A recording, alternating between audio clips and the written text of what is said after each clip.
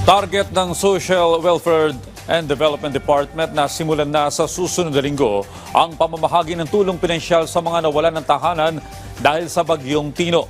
Yan ang ulat ni Jessie Atienza ng PTV Cebu.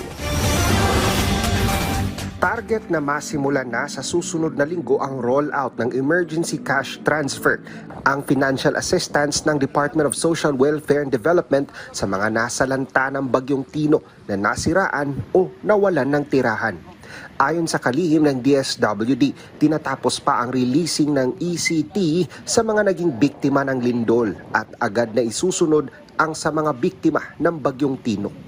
That's why we met with the regional directors. It will start shortly. Ang target nga namin hopefully by next week.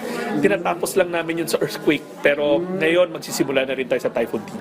Sa pinakahuling tala ng DSWD Region 7, nasa 128,000 na mga bahay ang inirehistro ng mga may-ari na nasira.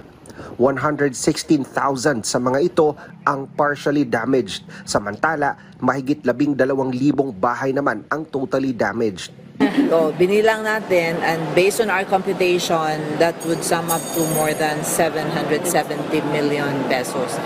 Pero based on the assessment of the workers in the field, yung ating mga angels in red vest, meron pa daw mga LGUs na hindi pa natapos. They're not yet done with the profiling, so there is a possibility that this will increase.